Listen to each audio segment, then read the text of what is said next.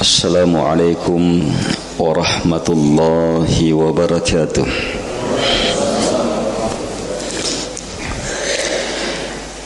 Innal hamdalillah nahmaduhu wa nasta'inuhu wa nastaghfiruh wa na'udzu billahi min shururi anfusina wa sayyiati a'malina. Man yahdihillahu fala mudilla lahu wa man yudlil fala hadiya lahu. Wa ashhadu an la ilaha illallah wahdahu la syarika lahu wa ashhadu anna Muhammadan abduhu wa rasuluh. Ya ayyuhalladzina amanu taqullaha haqqa tuqatih wa la tamutunna illa wa antum muslimun. Ya ayyuhan nasu attaqu rabbakumul ladzi khalaqakum min nafsin wahidah wa khalaqa minha zawjaha wa batha minhuma rijalan katsiran wa nisaa'a wattaqullaha alladzi tasaaluna bihi wal arham innallaha kana 'alaykum raqiba. Ya ayyuhalladzina amanu taqullaha wa qulu qawlan sadida yuslih lakum a'malakum wa yaghfir lakum dhunubakum wa man yuti'illaha wa rasulahu faqad faza fawzan 'azima. Amma ba'd, fa inna asdaqal hadithi kitabullah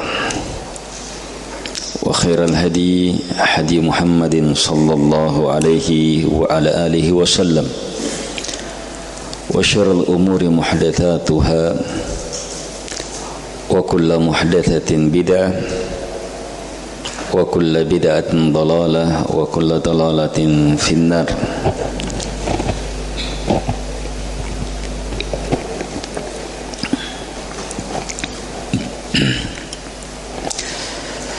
Kaum muslimin dan muslimat yang dimuliakan oleh Allah Subhanahu wa ta'ala, kita bersyukur atas nikmat besar yang Allah Subhanahu wa ta'ala anugerahkan kepada kita di subuh ini. Sering kita ingatkan bagaimana saat-saat seperti ini kita sudah telah mendapatkan nikmat yang teramat banyak, mengikin-reking-rekingi. Tidurnya kita tadi malam itu nikmat besar. Ada orang-orang sudah minum obat tetap tidak dikasih nikmat tidur. Tapi kita alhamdulillah nguruki pode bebe pode nyaman.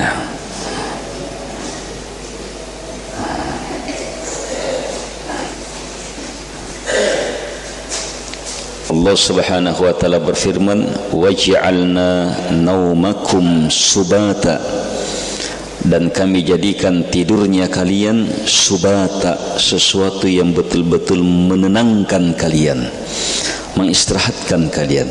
Dan tidak ada satupun obat, satupun kegiatan, satupun teknologi bisa mengganti manfaat tidur. Tidak ada yang bisa.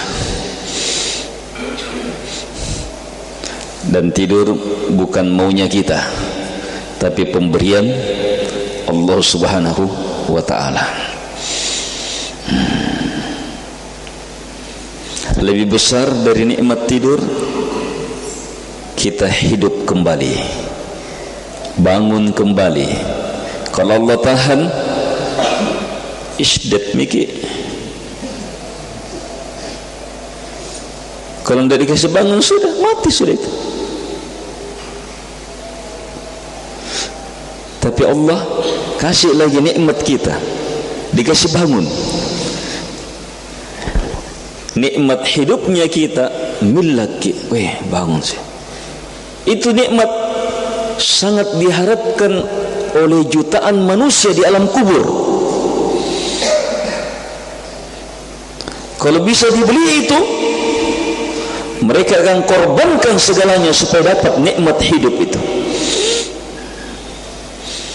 Dan kita jamaah masih diberi nikmat hidup ini.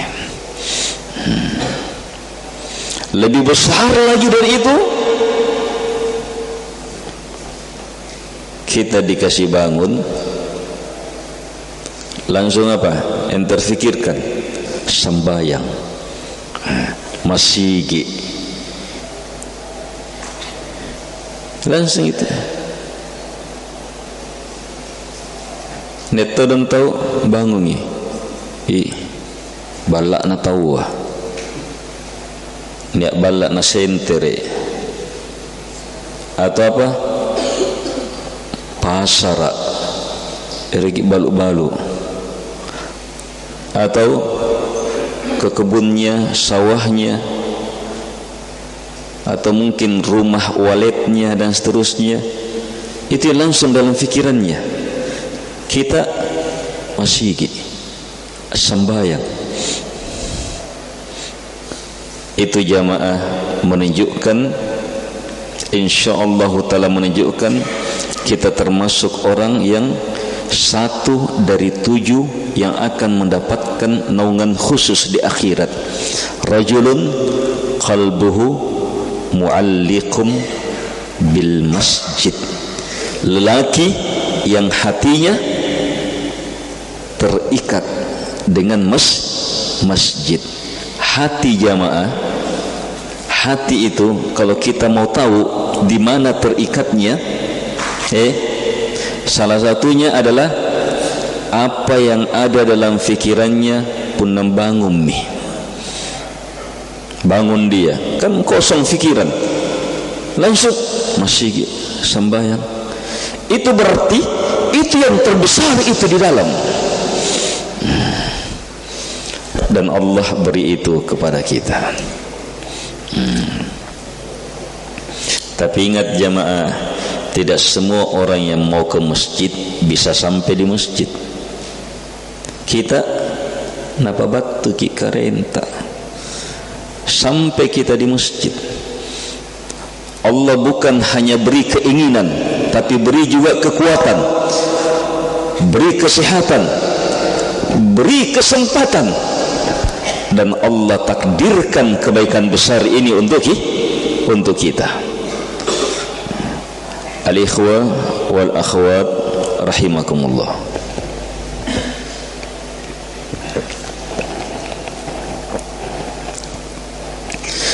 Karena itu syukuri nikmat besar ini. Di antara kita ada yang sempat salat witir. Wih, nikmat besar. Apalagi kalau setelah itu sempat lagi 2 rakaat sebelum subuh. Khairun minad dunya wa ma fiha. Lebih baik daripada dunia beserta segala isinya. Apalagi salat subuhnya, tidak bisa dihitung sudah. Dan sekarang Allah beri nikmat apa kita? Berada dalam majelis ilmu yang kita harapkan menjadi apa? Taman-taman surga, sehingga menjadi sebab kita akan menjadi penghuni surga nantinya insyaallah taala.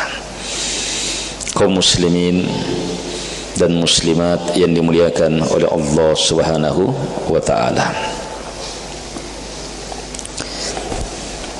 Tema kita berawal dari sebuah kisah. Pembahasan tema ini sebuah kisah singkat. Arab, seorang Arab pedalaman. Orang Arab pedalaman. Sahabat Nabi itu ada orang kota, ada yang pedalaman. Kalau yang kota itu lebih dekat, ilmunya lebih mapan. Kalau yang pedalaman itu ai biasa pakana-kanai.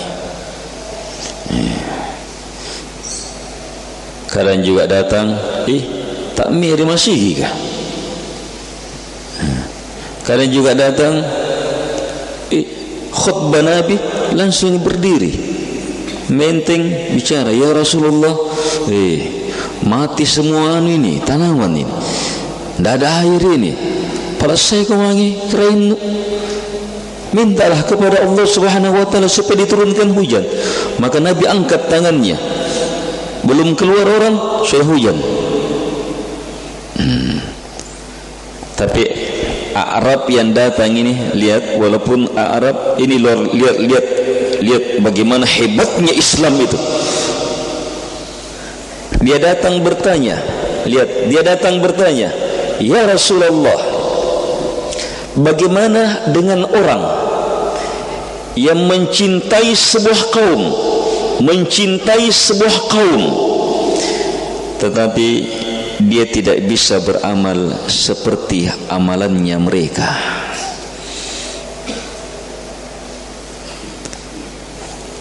Ada orang mencintai sebuah kaum yang sangat hebat amalannya, sangat mulia di sisi Allah Subhanahu Wa Taala.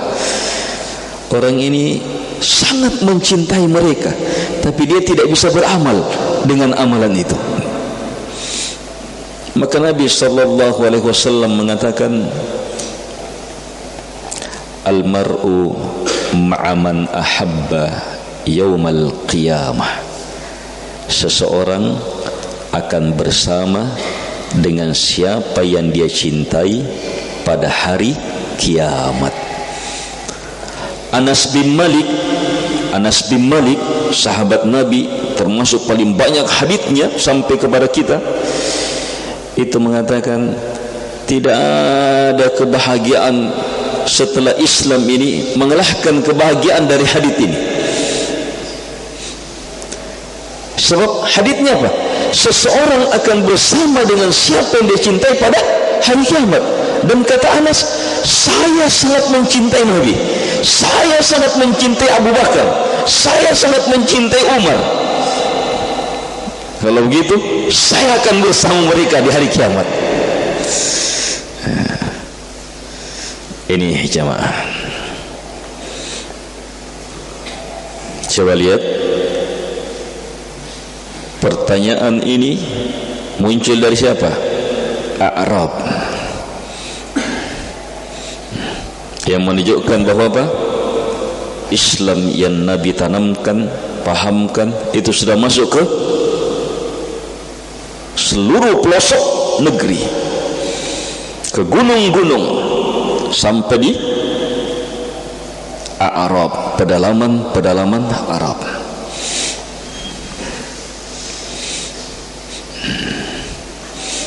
Tertanam Islam, sampai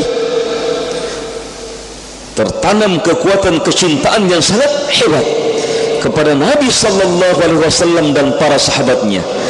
Hanya mereka tahu diri, susahnya itu dikejar cara beramalnya sahabat yang lebih dekat.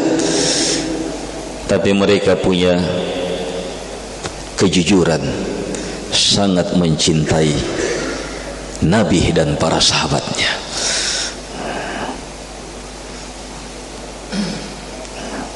Dan Masya Allah, kecintaan ini jadi sebab akan bersama pada hari kiamat. Kaum muslimin dan muslimat yang dimuliakan oleh Allah Subhanahu wa Ta'ala, kita pun jamaah sadar lemahnya ilmu kita, lemahnya keimanan kita, kurangnya amalan kita.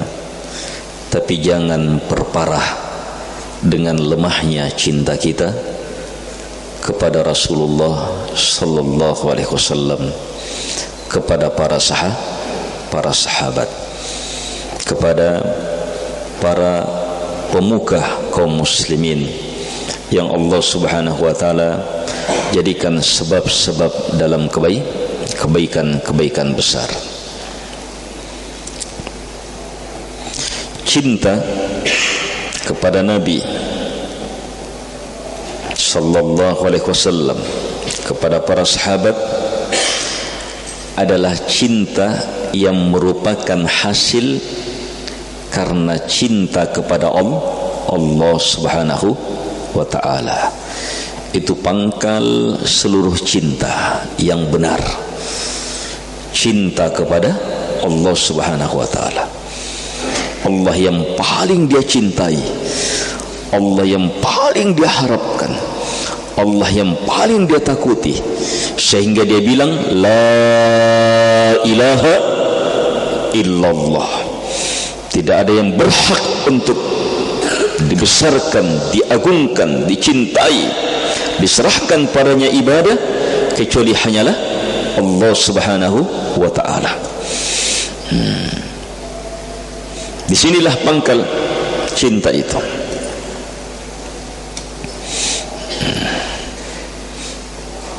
Sehingga berlaku seseorang akan bersama dengan siapa yang dia cintai. Kalau Allah yang dia cintai, maka tidak bisa digambarkan bagaimana dekatnya dengan Allah Subhanahu wa ta'ala di akhirat.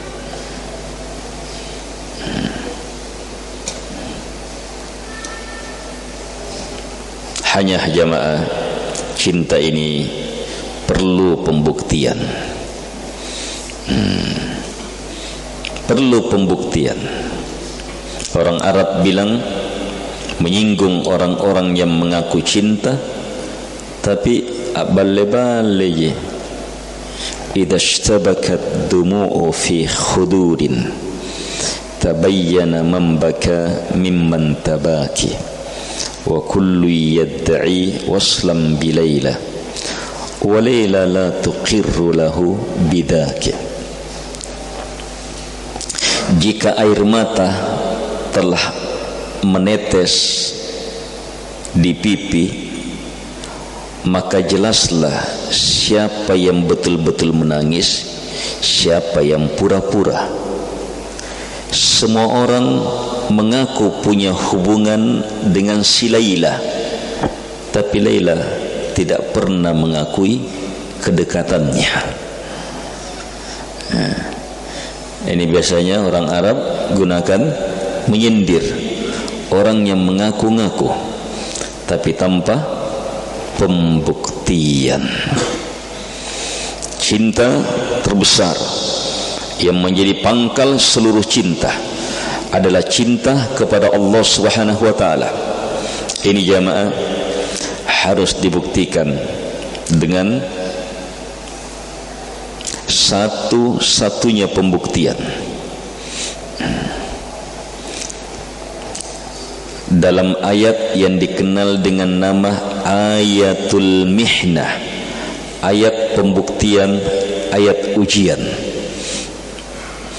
disebutkan dalam sebab turunnya ayat ini oleh ahli tafsir bahwa orang Yahudi mengaku merekalah orang yang paling cinta kepada Allah, yang paling dicintai oleh Allah.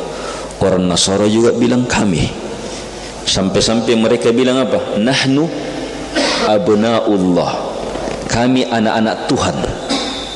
Dalam artiannya apa? Orang yang paling dicintai Tuhan.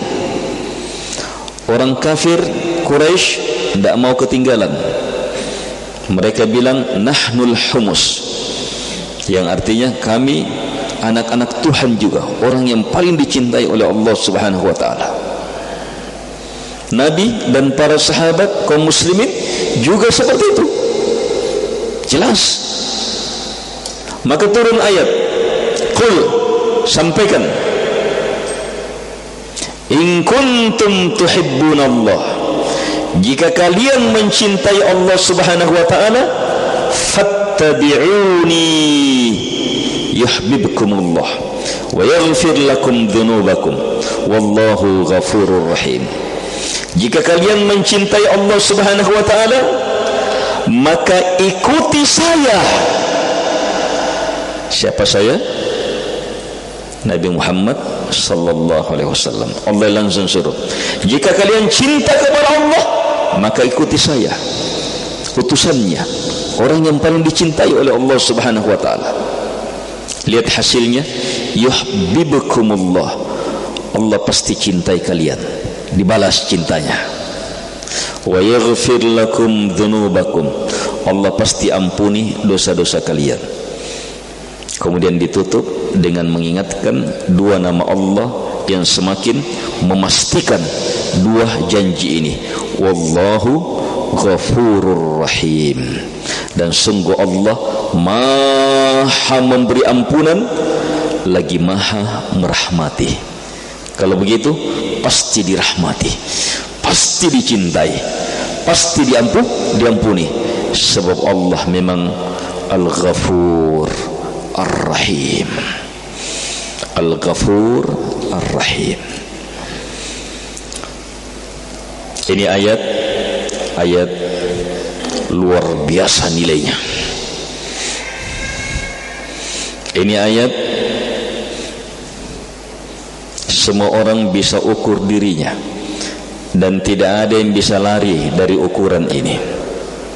Mungkin banyak yang mengaku, tapi ukuran ini akan membuktikan siapa yang betul-betul dalam pengakuannya. Cinta kepada Allah yang merupakan fitrah setiap manusia, fitrah keislaman, fitrah tauhid, agama Nabi sallallahu alaihi wasallam itu sangat mencintai Allah Subhanahu wa taala, bahkan Allah yang paling dicintai. Yang ini jamaah perlu pembuktian.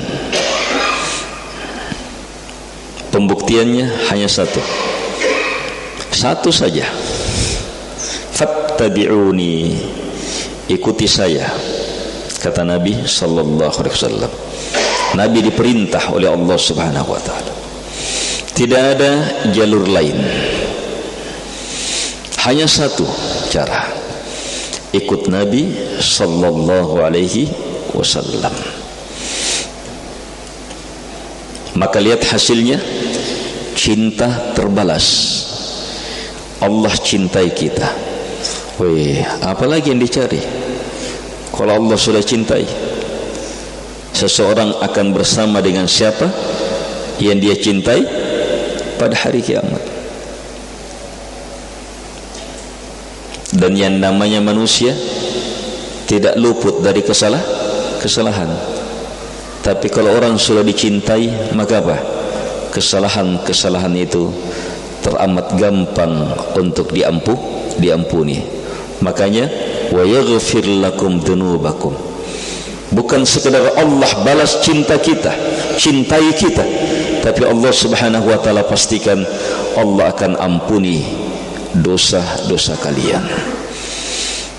Jadi cara paling praktis mendapatkan ampunan Allah Subhanahu wa taala adalah cintai Allah dengan cara ikuti petunjuk Nabi sallallahu alaihi wasallam.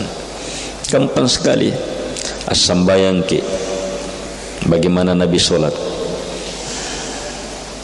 harus miliki ilmu itu. Oh, Nabi sholat, oh saya pelajari dari ayat, dari hadits, ngalike ronde jenis sembayang. Oh, sholat harus begini, harus begini, harus begini, harus begini. Dan dia sholat seperti itu, semata karena Nabi yang ajarkan dalam Al-Quran maupun dalam hadits Nabi sallallahu alaihi wasallam. Hadits Nabi modelnya ada 3. Ada hadits langsung ucapannya Nabi, ada juga hadits perbuatannya Nabi, ada juga sunnah takrir Nabi sallallahu alaihi wasallam. Takrir maksudnya Nabi benarkan. Ada sahabat melakukan ini, membaca ini, Nabi hadir di situ, melihat, tidak menyalahkannya, berarti Nabi benarkan. Itu takrir namanya. Nabi bertanya, kemudian sahabat jawab. Nabi tidak salahkan, berarti apa? Dibenarkan sudah itu. Walaupun Nabi tidak bilang benar. Itu takrir. Sunnah Nabi, petunjuk dari Nabi sallallahu alaihi wasallam yang akan menjadi ilmu kita dalam beribadah kepada Allah Subhanahu wa taala, mewujudkan cinta kepada Allah Subhanahu wa taala. 3 jenis ini. Ini perlu ilmu. Kuncinya ada pada kekuatan ilmu. Kekuatan ilmu. Makanya siapa yang diberi kecintaan untuk belajar, diberi kecintaan terhadap ilmu, diberi kecintaan terhadap majelis-majelis ilmu, apalagi kalau jadi sebab dia yang kasih siap tempat, dia yang kasih siap sarananya, dia yang fasilitasi, dia yang ini, wih, luar biasa sekali. Ilmu kuncinya. Nabi sallallahu alaihi wasallam menjelaskan rahasia besar ini dalam hadis, "May yuridillahu bihi khaira yufaqihuhu fid din." Siapapun yang Allah Subhanahu wa taala inginkan padanya kebaikan besar, maka caranya Allah akan pahamkan dia tentang agama. Lihat kalimatnya, may yuridillahu bihi khairan. Siapapun yang Allah inginkan padanya khairan. Khairan ditanwin. Kata khairan ditanwin. Apa artinya? Kata khairan ditanwin, nakirah namanya dalam susunan syarat. Orang Arab pahami khairan di sini maknanya khairat, seluruh kebaikan. Kalau Allah inginkan kebaikan apapun, yufaqihuhu fid din. Ini jawabannya syarat. Man, siapapun begini maka begini, siapapun begini maka begini. Itu kalimat apa itu? Syarat, jawaban. 2 tidak bisa lepas itu. Ada ini pasti ada ini, ada ini pasti melewati ini. Tidak mungkin bisa lepas itu. Itu kalimat syarat dan jawaban. Dan siapa yang bilang manusia yang paling jujur? Wahyu. Siapapun yang Allah inginkan padanya kebaikan, Allah inginkan padanya kebaikan apapun, dunia, alam barzah, akhirat. Kalau mau dapat itu, caranya lihat, hanya ini caranya. Yufaqihuhu fid din. Allah akan pahamkan dia tentang agama. Jadi kalau orang sudah mau dikasih paham, mau mengerti, mau menerima, mau mencintai ilmu, itu tanda kebaikan besar.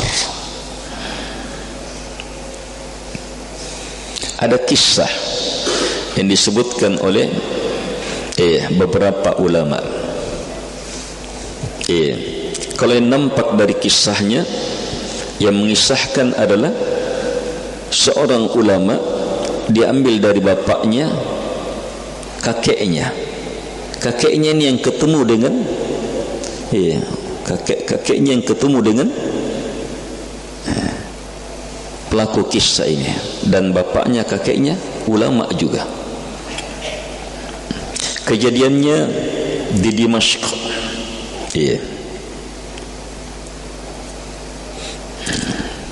sekarang Yordania.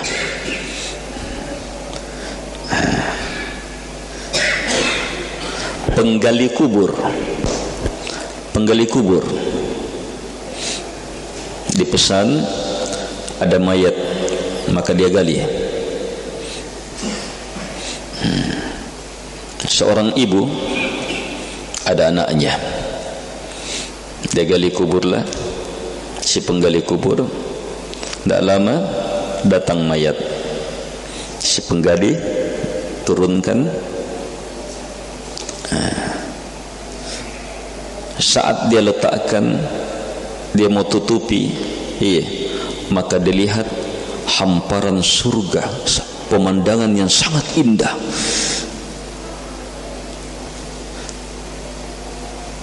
Orang ini sampai terpinsang.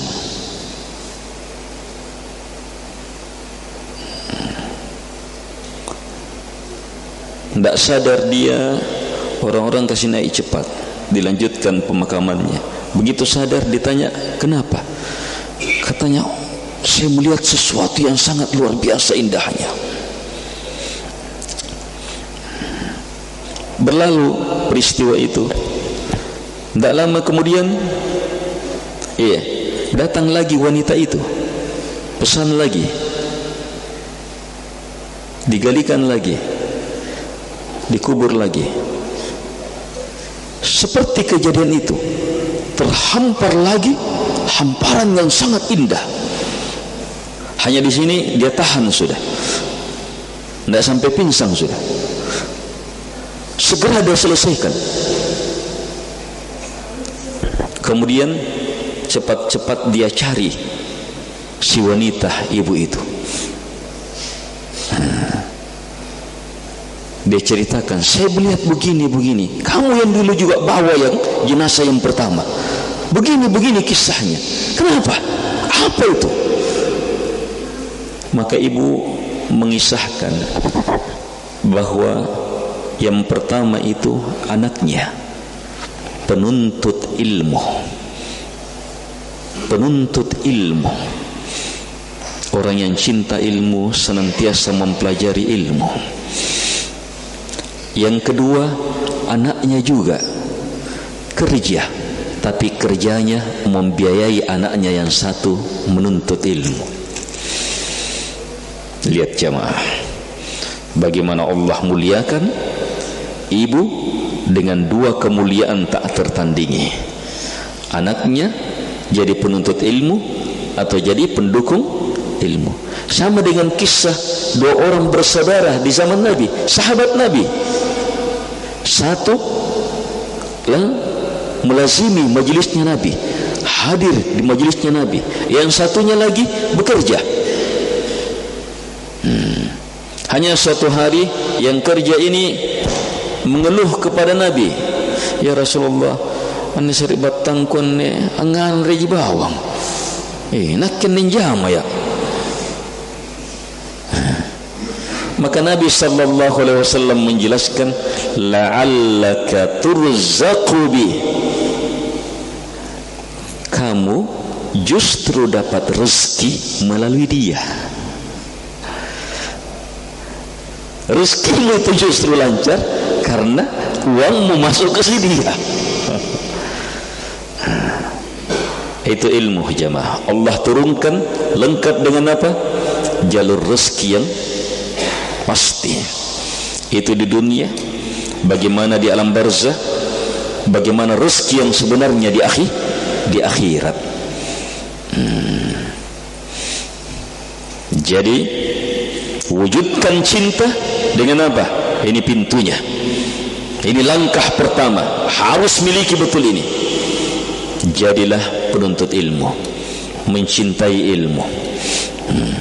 Kalau tidak bisa terus-menerus belajar, maka sesekali, tapi jangan pernah tidak menuntut ilmu. Talabul ilmi faridatun ala kulli muslim. Menuntut ilmu, apa kata Nabi?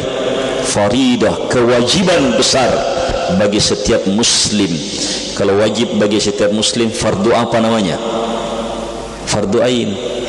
Dosa orang kalau tidak tahu, tidak belajar. Ada dosa dimaafkan karena belum tahu.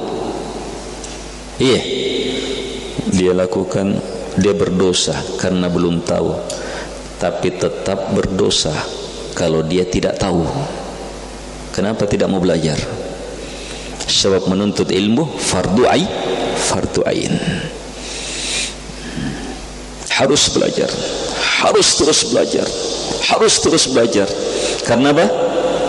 Cinta kepada ilmu yang pangkalnya, dasarnya cinta kepada yang menurunkan ilmu.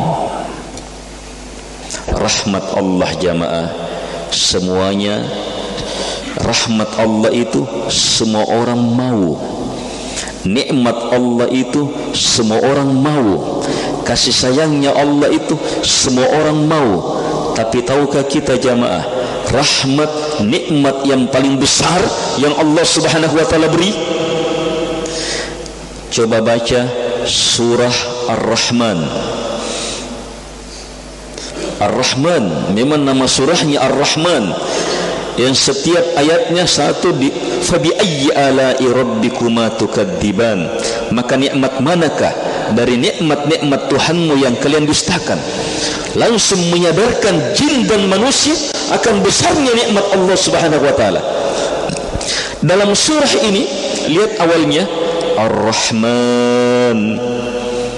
Ar-Rahman adalah yang maha pengasih, itu adalah Allamal Quran, Khalaqal Insan, Allamahul Bayan. Allah langsung menjelaskan namanya Ar-Rahman. Ar-Rahman itu lihat rahmat terbesar yang pertama. Ar-Rahman itu Allamal Quran, yang memberi ilmu, yang memberi ilmu Al-Quran, terus yang mencipta manusia, terus yang memberi ilmu yang lainnya, penjelasan-penjelasan. Kenapa ilmu Quran disebutkan pertama? Sebab itulah rahmat terbesar. Allah Ar-Rahman Ar-Rahim, rahmatnya melingkup segalanya, sampai orang kafir, binatang juga dapat. Tapi rahmat untuk mereka rahmat umum, kan rekan reyang bisa minum, makan, pakaian, ada jabatannya, nek duitna, itu rahmat Allah. Tetapi umum itu. Nah, kalau rahmat khusus diberi hidayah, diberi asyhadu an la ilaha illallah wa asyhadu anna muhammadar rasulullah, diberi ilmu, itu rahmat khusus betul. Dicintai petunjuk Nabi sallallahu alaihi wasallam, dicintai Al-Quran, dicintai sunnah Nabi sallallahu alaihi wasallam. Itu rahmat khusus, istimewa betul. Dan banyak lagi rahmat-rahmat Allah Subhanahu wa taala. Pangkalnya adalah lihat ilmu. Siapa yang Allah mudahkan untuk belajar, menuntut ilmu, jadi sebab-sebab terwujudnya ilmu, jangan tidak bisa digambarkan sudah luasnya rahmat Allah Subhanahu wa taala untuknya. Kalau kita paham ini, maka syukuri betul, jaga betul. Kita sudah terbiasa menghadiri majelis ilmu, misalnya kita sudah terbiasa membantu majelis ilmu, ringan sudah, dimudahkan. Orang lain susah, kita enaknya datang, dimudahkan. Syukur itu, jaga betul. Salah satu caranya menjaga adalah tingkatkan mujahadah, kesungguhan. Pun bosi-bosi biasanya yang dulu deh, berarti kurang-kurang mujahadahnya. Bosi ji, hujan peluru saja saya tetap pergi belajar, apalagi kalau hanya hujan air. Kebajikan jipu dengan semangat, bertambah mujahadah, ditambah lagi hidayah, ditambah lagi kekuatan. Hukum pasti dari Allah. Lihat, hukum pasti dari Allah. Walladzina jahadu fina lanahdiyannahum subulana. Orang yang bermujahadah, mengerahkan segenap kemampuannya di jalan kami, pasti kami akan beri hidayah ke jalan-jalan kami. Jadi Allah pastikan hidayah untuk siapa? Yang bermujahadah, mengerahkan segenap kemampuannya. Bermujahadah dalam berniat, bermujahadah dalam berkeyakinan, bermujahadah dengan badannya, bermujahadah dengan hartanya, bermujahadah dengan waktunya, bermujahadah dengan tenaganya, bermujahadah dengan fikirannya, bermujahadah dengan beragam nikmat yang Allah Subhanahu wa taala beri kepada dia. Dia gunakan, semakin banyak, semakin kuat, semakin besar mujahadahnya, maka hidayah semakin besar pula. Kaum muslimin dan muslimat yang dimuliakan oleh Allah Subhanahu wa taala, dalam mewujudkan cinta kepada Allah Subhanahu wa taala yang harus dibuktikan dengan mencontoh Nabi sallallahu alaihi wasallam, yang harus dimulai dengan mempelajari apa yang datang dari Nabi sallallahu alaihi wasallam, yang harus disertai dengan mujahadah dan kesungguhan, maka langkah selanjutnya adalah ilmui untuk kita amalkan. Kalau ilmu sudah menyatu dengan amalan, maka itu seperti orang menanam pohon dan sudah mendatangkan buah. Lamun-lamun kita ipa, nah kenapa baluna talung tahun jen nih bapak, dede, kenapa cenika ngipuri fotona, ini nih fotonya, rimbunnya buahnya, ini mangganya, ini kita tanam, kita pelihara. Sudah 3 tahun, kenapa belum ada tanda-tanda ini bunga? Oh mungkin tambah 4 tahun dipelihara lagi, juta-juta mereka sulin joreng, belum lagi waktu dan seterusnya. 4 tahun, 5 tahun, taipa bencong.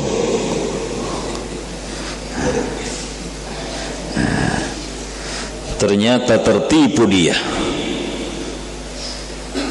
Seperti itu juga jamaah, kondisi orang berilmu tidak ada amalannya, susah bertahun-tahun, ternyata tidak ada hasilnya.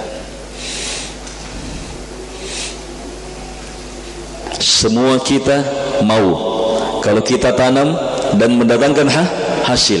Saat mendatangkan hasil, tinuri pokok naik, langsung, nyaman nah kalau paipin rendah.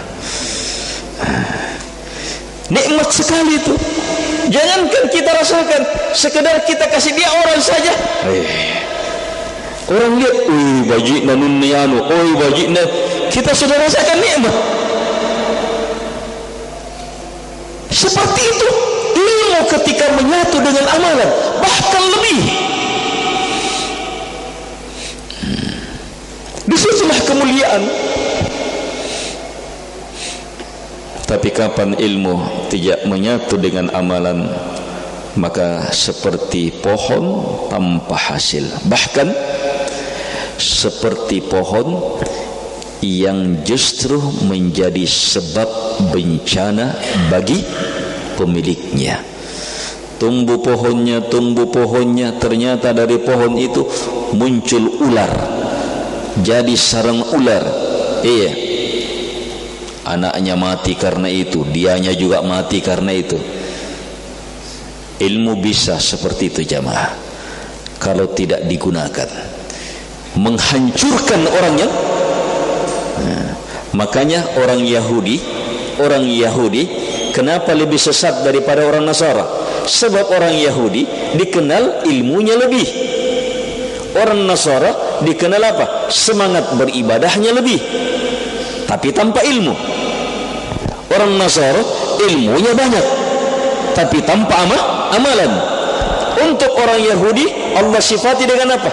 Al-maghdubi alaihim, yang dilaknat, dimurkai. Untuk orang Nasara Allah sifati dengan apa? Ad-dallin, yang tersesat.